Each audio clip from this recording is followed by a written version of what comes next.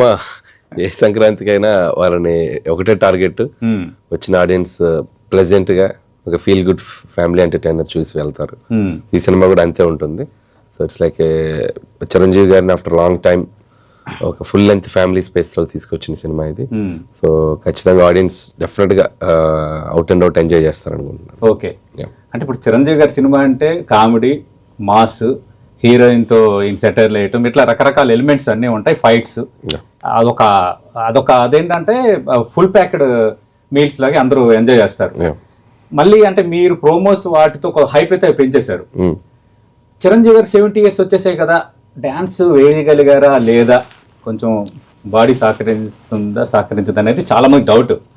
కానీ ఒక్కసారి ఒక స్టెప్ వదిలేరు, ఇంకా ఆ గ్రేస్ అలాగే ఉంది, పోలేదని అనిపించింది. మీకే ఎట్లా అనిపించింది సార్ అది? అదే ఆయన తీసుకునే కేర్, ఫిట్నెస్, ఇన్ఫాక్ట్ చెప్పాలంటే మాకంటే ఫిట్ గా ఉంటారు ఆయన. సో అలాంటి ఆయన ఆ డాన్స్ చేయటం, అంత ఎనర్జీని ఆయన మెంటల్ గా ఆయన పుష్ చేసుకోవటం, ఇట్స్ వండర్ఫుల్ థింగ్. సో నిజంగా మన చిరంజీవి గారు ఇంకా మా జనరేషన్ కూడా ఆయన స్టిల్ 90s లో మేము చూసిన చిరంజీవి గారిలా ఉంటాం, మా జనరేషన్ చేసుకున్న అదృష్టం. డెఫినెట్ గా ఆయనతో ఇంకా మంచి మంచి డైరెక్టర్స్ మంచి మంచి సినిమాలు తీసుకోవడానికి అవకాశం ఉంది. నాకు ఆపర్చునిటీ వచ్చింది and I did wonderful job అనుకుంటున్నాను. Let's see today night it will. అంటే ఒక స్టెప్ వదిలేరు, ఇంకా ఉన్నాయా మంచి స్టెప్స్ బాగా అభిమానులు అలరించేటట్టు? స్టెప్స్ అది ఓపెన్ సాంగ్ చాలా ఎనర్జెటిక్ ఉంటుంది. ఆ తర్వాత సినిమాలో చిన్న చిన్న సర్ప్రైజులు ఉంటాయి. ఆల్రెడీ మిగిలిన అన్ని సాంగ్స్ లో కూడా ఒక్కొక్క సాంగ్ ఒక్కొక్క స్టైల్లో డీల్ చేసాం.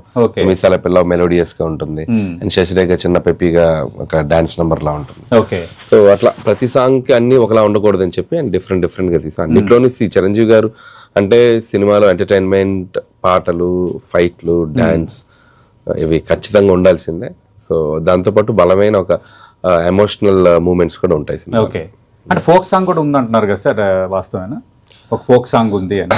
అది ఉందండి, అది సిచ్యువేషన్ గా వస్తుంది, కథలో ఒక దీంట్లో వస్తుంది, అది కూడా చాలా బాగుంటుంది. ఓకే, అంటే ఇప్పుడు మీరు అన్నారు 2-3 ఇంటర్వ్యూలు కూడా అన్నారు, అంతకుముందు చంటాబ్బాయి, దొంగ మొగుడు, తర్వాత మంచి దొంగ, జేబు దొంగ, ఇలాంటి అన్ని సినిమాల్లో పిచ్చ కామెడీ చేయటం, సరదాగా సెటైర్లు వేయటం, ఆయన స్లాంగ్ డిఫరెంట్ గా ఉండటం, హీరోయిన్ పిల్లలు, ఇవన్నీ ఉండేవి. బట్ ఆ తర్వాత చిరంజీవిని చూసే స్కేల్ మారిపోయింది.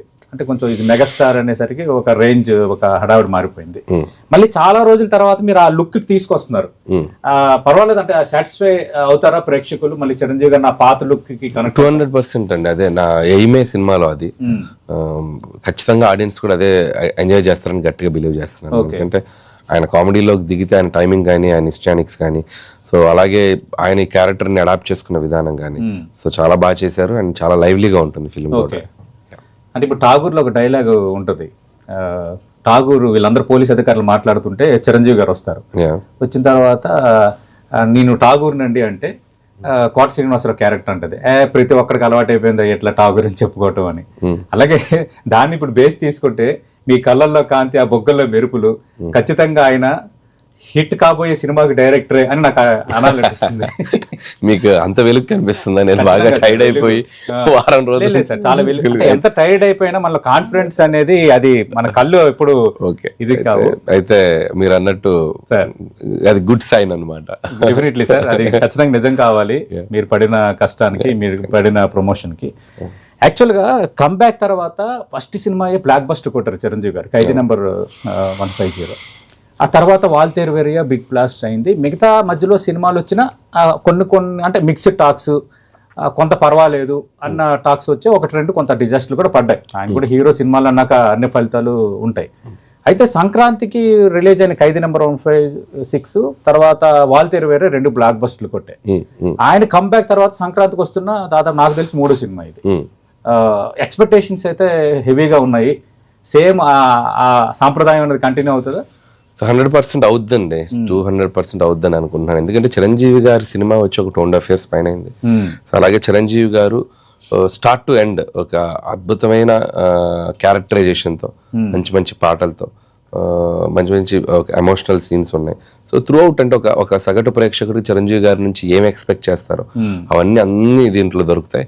వీటన్నిటితో పాటు చిరంజీవి గారు అండ్ ఒక విక్టరీ వెంకటేష్ గారు లాంటి ఇంకొక స్టారు, ఒక జనరేషన్ లో ఒక రూల్ చేసిన ఇద్దరు స్టార్స్ ఒక ఫ్రేమ్ లోకి రావటం, ఇలాంటి బోల్డ్ అండ్ సర్ప్రైజ్లు ఎగ్జైట్మెంట్ థింగ్స్ ఉన్నాయి కాబట్టి ఖచ్చితంగా ఈసారి ఆడియన్స్ కి ఈ సంక్రాంతి కూడా ముఖ్యంగా మెగా అభిమానులకి చిరంజీవి గారి అభిమానులకి కూడా చాలా స్పెషల్ గా ఉంటుంది. ఓకే, సంక్రాంతికి వస్తున్నాము, 300 కోట్లు ప్లస్ వచ్చింది, మీ అంచనా ఏంటి?